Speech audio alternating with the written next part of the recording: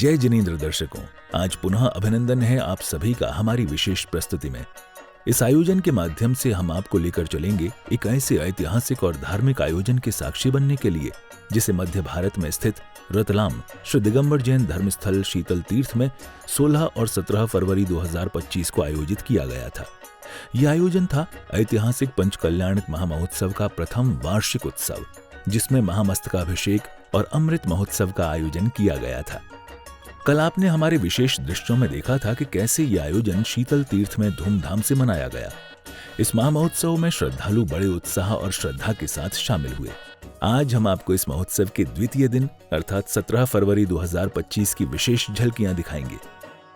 इस दिन के आयोजनों में प्रमुख रूप से परम पूज्य आर्यका 105 विकाम्या श्री माताजी एवं वागड़ गौरव आर्यका 105 विगुंजन श्री माताजी का पावन सानिध्य प्राप्त हुआ, जो इस कार्यक्रम की शोभा और समृद्धि का प्रतीक बने। द्वितीय दिवस के इस महोत्सव का प्रारंभ भक्तों ने अत्यधिक उत्साह के साथ किया।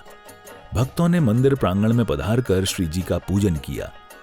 पूजन के पश्चात श्री जी का पंचामृत अभिषेक किया गया, जिसे डॉक्टर सविता दीदी के निर्देशन में बड़ी श्रद्धा और भावनाओं के साथ संपन्न किया गया।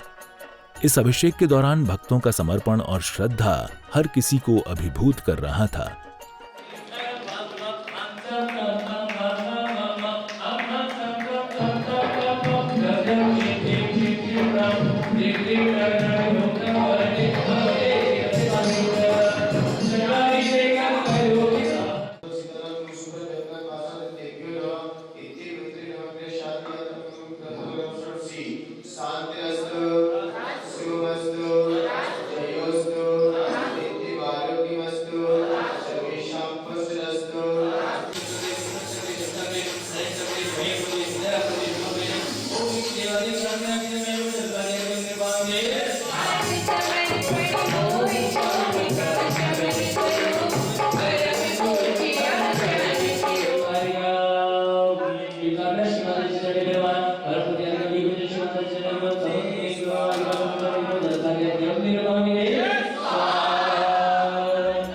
इसके बाद कार्यक्रम में क्रमबद्ध परम पूज्य आचार्य श्री योगींद्र सागर जी महाराज की प्रतिमा का अभिषेक किया गया।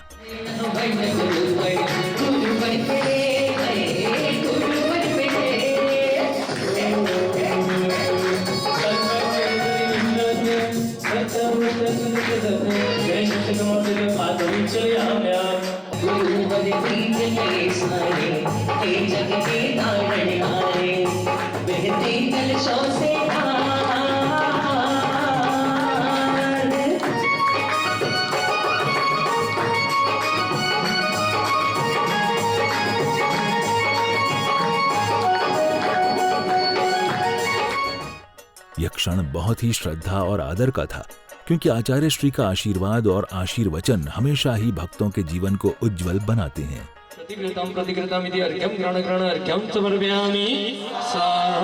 ओम ह्रीं मोहंतकार विनाशनाय दीप प्रज्वलनम करोमि चतुर्विधि मुनि सगस्य संग सानिध्य अमृत महोत्सवोत्तरे ऋषि मंडलस्य उपरि पंचम महाकुंभ स्थापनं करोमि स्वाहा। तत्पश्चात सभी श्रद्धालु कार्यक्रम स्थल पर एकत्रित हुए और गति प्रदान करते हुए परम पूज्य मुनि श्री विनत सागर जी महाराज के सानिध्य में श्री ऋषि मंडल पूजन विधान का आयोजन किया गया। ओम श्री अनंत सिद्धाचार्य उपाध्याय सर्व साधु बिनव जल बलादि अर्घ्यम निरूपामि ते उदक चंदन तंदुल पुष्प केशर सुटी पसधूप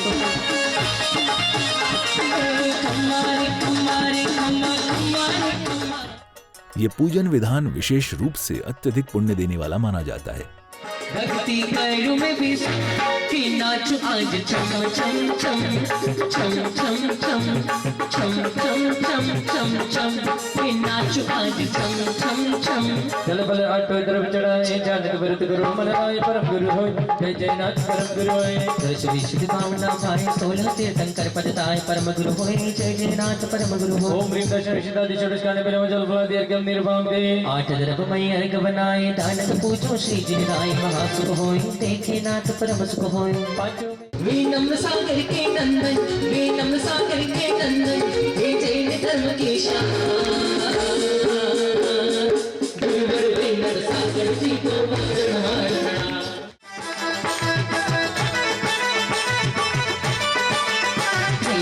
केसरियो रंग तने लाग्यो ना गरबा केसरियो रंग तने लाग्यो रे लोर उतारो सकल नार प्रभु जी की आरतिया संस्थान के जय पंच कुमार जी सर रक्षक मालिक संस्थान के जय बोलो बार बार जय जयकार शुभ की घड़ी मंगलम कुंद कुंदाध्यो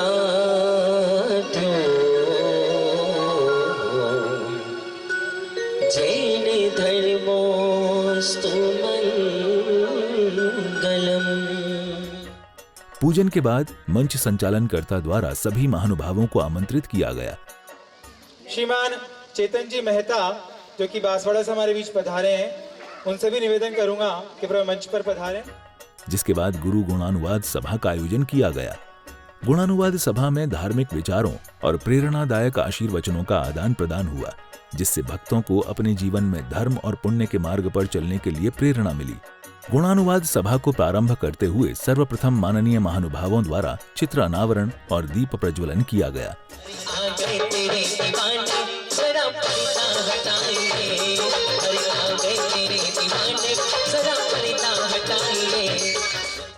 ये एक महत्वपूर्ण धार्मिक परंपरा है जिसमें चित्रों का अनावरण और दीप प्रज्वलन कर अपनी श्रद्धा और आस्था व्यक्त की जाती है।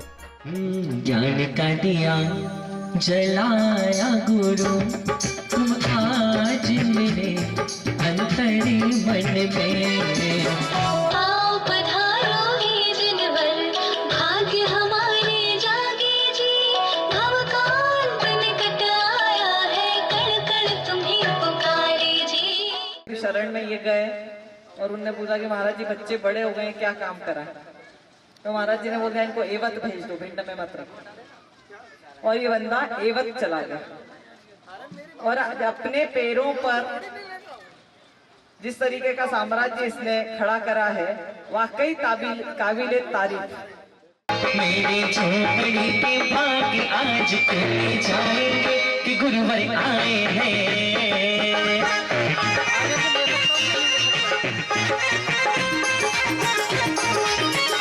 गुरुवर आए हैं गुरुवर आए हैं चला जा गुरुवर आए हैं गुरुवर आए हैं लोकी थाली में भरी भरी ताया गुरु चरणों में पूजन कर जाने आया मेरे मन मंदिर विराजे है पूरा मैंने पाया के तारे हारे गुरुवर चरण प्यारे जग तारे हारे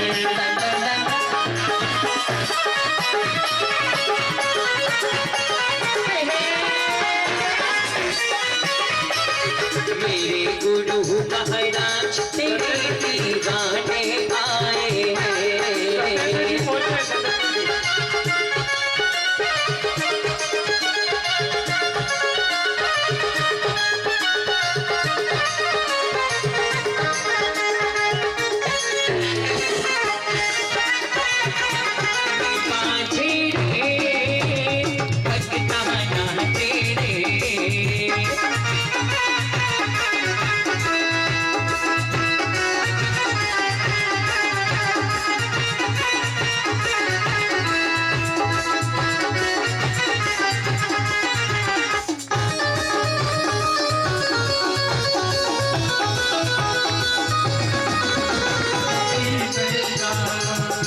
जय गुरुदेव तुम गुण निदान तुम धर्म प्रचारक ज्ञानवान जय देश दिगंबर रूप धार उपदेशामृत से करत पार जय पंच महावृत धार। इस अवसर पर पुण्यशाली भक्तों को पूज्य मुनिश्री और आर्यका श्री का पाद प्रक्षालन करने का भी दुर्लभ और पुण्यकारी अवसर प्राप्त हुआ।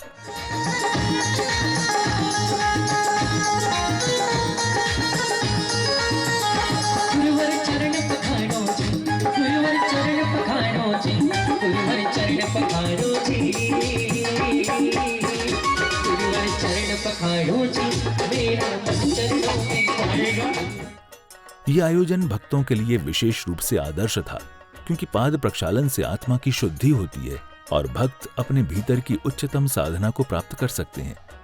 तत्पश्चात भक्तों ने महाराज जी और आर्यका द्वय को शास्त्र और अन्य भेंट देकर पुण्यार्जन प्राप्त किया।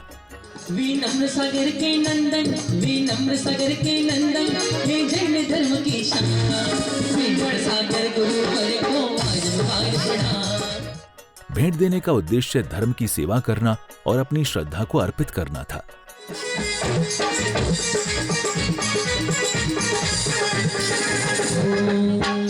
शारदे दादी की वाणी, एक जानकी ये गंगा, ऋषि मुनियों की जुबानी, जानकी ये गंगा, ऋषि मुनियों की जुबानी। कार्यक्रम के मध्य में माननीय पदाधिकारी गणों ने अपने मंगल भावों को व्यक्त किया। उनके मंगल विचारों ने इस आयोजन को और भी अधिक शुभ बना दिया। पहला तो व्यय में कम होने के बाद भी मुख्य अतिथि बना दिया और दोबारा शास्त्र भेंट करने का अवसर दिया। ऐसे अवसर तो आप सब श्रेष्ठियों को अनेक जगह मिलते हैं, लेकिन परम पूज्य खंड विद्या धुरंधर प्रज्ञा पुरुषोत्तम आचार्य श्री योगेंद्र सागर जी की गुणानुवाद सभा में सानिध्य प्रदान करने वाले संतों को शास्त्र भेंट करने का अवसर एक विशेष महत्व रखता है। क्योंकि उसका कारण भी बताऊं। पूज्य आचार्य श्री योगेंद्र सागर जी महाराज ने अपने जीवन में 108 कृतियों का सृजन किया। पंचकल्याणक की हम बात करें तो पंचकल्याणक में दीदी के साथ पूरे भारत भ्रमण का मौका मिला। गुरुदेव के अनुयायियों का और गुरु भक्तों का क्या कमाल है। आप माने हम कोई ऐसा क्षेत्र नहीं, ऐसी जगह नहीं जहाँ गए और गुरुदेव के वहां भक्त नहीं हो। पूरे भारत में प्रत्येक जगह उनके भक्त हैं और वो भी कैसे कैसे समर्पित। हम जाए उसके पहले व्यवस्था हो जाए, चाहे वो भीलवाड़ा हो, कोटा हो, निवई हो, जयपुर हो, दिल्ली हो, कलकत्ता हो, हमारा गुवाहाटी है, बांसवाड़ा का तो पूरा क्षेत्र था ही, इंदौर का, सनावद, खंडवा, हम जहाँ जहाँ सभाएं की है वहाँ वहाँ गुरु भक्त इतने जबरदस्त है कि उन गुरु भक्तों के मतलब हमें तो कुछ करना ही नहीं पड़ा। हम ऐसा लग रहा था कि हम गुरु जी के अनुयायी है तो यहाँ पर हमारा सम्मान होने वाला है, सम्मान हो रहा है और हमें हाथों हाथ लिया गया कि इस क्षेत्र में जो पंचकल्याणक हुआ उस पंचकल्याणक की व्यवस्थाओं के लिए जगह जगह बैठकें, पर किस लिए? व्यवस्थाओं के लिए नहीं, प्रभावना के लिए, कि उस क्षेत्र में आने के लिए आमंत्रण देने के लिए हम पूज्य दीदी, आदरणीय दीदी के साथ गए। और मैं तो ये मानता हूँ, हसमुख जी गांधी साहब मेरे साथ यहाँ पर बैठे हुए हैं, वे भी मानते हैं कि जब राष्ट्रीय स्तर का कोई आयोजन होता है तो उसकी व्यवस्थाओं के नियोजन के लिए हमें कितनी बैठकें आयोजित करनी पड़ती है। क्योंकि आप स्वयं राष्ट्रीय स्तर पर जो महाअष्टाभिषेक बाहुबली जी का हुआ उसकी पूरे भारतवर्ष में मैं कहूँ सैकड़ों में बैठकें आपने अलग अलग शहरों में की। इसके साथ ही स्वागत अभिनंदन समारोह का भी आयोजन हुआ, जिसमें आयोजन के समापन के दौरान सभी भक्तों ने मिलकर इस आयोजन को ऐतिहासिक बना दिया। सागर जी थे भी दीक्षा, आरिका माता जी थे भी दीक्षा, क्यों कहीं हो गयो रे। ऐसा महसूस होता है कि दुनिया में जो बहुत ही अच्छे व्यक्तित्व के धनी होते हैं, कोई विचित्र व्यक्तित्व के धनी होते हैं, उनकी आयु भी बहुत कम होती है। इसी क्रम में परम पूज्य आर्यका 105 विगुंजन श्री माता जी एवं आर्यका 105 विकाम्या श्री माता जी ने अपनी मंगलवाणी से समस्त भक्तों को संबोधित किया। उनके शब्दों में भगवान की भक्ति, सत्य, अहिंसा और धर्म के महत्व की गहरी समझ थी, जो भक्तों के हृदय में उतर गई। पूज्य आचार्य भगवान गणाचार्य विराग सागर जी महाराज जी की पुस्तक में मैंने देखा था कुछ दिन पहले, तो आचार्य भगवान ने लिखा था उसमें कि जब आचार्य श्री तपस्वी सम्राट आचार्य भगवान सनवती सागर जी महाराज जी के संग में आचार्य भगवान योगेंद्र सागर जी और गणाचार्य विराग सागर जी महाराज जी जब साथ में पढ़ रहे थे, लिखते थे, वहां पे पढ़ाई लिखाई करते थे शिष्य गुरु के पास, तब आचार्य भगवान ने उस किताब में लिखा है कि आचार्य भगवान योगेंद्र सागर जी अपनी साधना से कितने लोगों के भूत प्रेत आदि के जो बाधाएं होती थी उनको दूर कर देते थे। श्रद्धा का देवता यदि हमारे अंदर है तो हम भी अपने गुरु के हनुमान के जैसे भक्त हैं। हमारे गुरु हमारे लिए राम के समान है। हमारे गुरु हमारे लिए भगवान के समान है। सदैव हम अपने गुरु की स्मृति को अपने मस्तिष्क पर जमा के रखें। अभी बात चल रही थी बहुत सारी पंच कल्याणक की, कि पंच कल्याणक बहुत अच्छा हुआ। जब इतने बड़े इतने श्रेष्ठ आचार्य भगवंत का आपके लिए आशीर्वाद प्राप्त है तो कैसे वह अच्छा नहीं होगा। तत्पश्चात परम पूज्य मुनि श्री विनत सागर जी महाराज ने अपनी सुमधुर मंगलवाणी से धर्म सभा में अपने आशीर्वचन प्रदान किए। क्षमा शांति और सत्य के विधान आप, इसीलिए आप भगवान कहलाते हो। कि आज भी वही है रूप जिसमें लिया था जन्म, कि आज भी वही है रूप जिसमें लिया था जन्म, इसीलिए देवता भी गुणगान गाते हैं। हम आयोजन में तो आपको निश्चित बुलाने के लिए, निवेदन करने के लिए आएंगे ही, पर कभी भी प्रवास का ऐसा योग बने तो उसमें आप शीतल तीर्थ को प्राथमिकता अवश्य देना। कार्यक्रम समापन की ओर बढ़ रहा था। अंत में माननीय महानुभाव ने अपने मंगल वक्तव्यों के साथ इस अद्भुत महोत्सव का समापन किया। आकर ऐसी अनुभूति यहाँ हमको होती है। ये एक सिद्ध क्षेत्र है और जब ये बन रहा था तो गुरुदेव ने पहली चिंता या धर्मशाला भोजनशाला की और ठहरने की व्यवस्था की थी। वो दीदी ने एक बार उनको कहा कि गुरुदेव आपके होते हुए मंदिर बन जाए तो उत्तम होगा, ये सब बाद में होता है जाएंगे। तो उन्होंने कहा नहीं, मंदिर तो बन जाएगा, पहले ये सब व्यवस्थाएं हो जाए। और मैं देख रहा हूँ, मैं आता हूँ तो जो कल्पना आचार्य श्री की थी कैलाश पर्वत पर ऋषभ देव भगवान, तीर्थंकर भगवान विराजे, उसी परिकल्पना के अनुरूप सविता बहन ने यह तीर्थ स्थान बनाया है। उनके द्वारा कहे गए शब्दों ने सभी को एक नई दिशा और ऊर्जा दी। इस कार्यक्रम ने धर्म के प्रति आस्था को और भी मजबूत किया और जीवन को एक नई दिशा दी। इस आयोजन के द्वितीय दिन ने यह सिद्ध कर दिया कि जब श्रद्धा और आस्था के साथ कोई आयोजन किया जाता है तो वह न केवल भक्ति को सशक्त करता है बल्कि समाज में एक सकारात्मक संदेश भी छोड़ता है। हम आपके सामने फिर से ऐतिहासिक आयोजन की शानदार तस्वीरें और दृश्य प्रस्तुत करते हुए इस महोत्सव के सफल समापन की कामना करते हैं। फिलहाल समय हो चला है आपसे विदा लेने का। आज्ञा दीजिए। जय जिनेंद्र।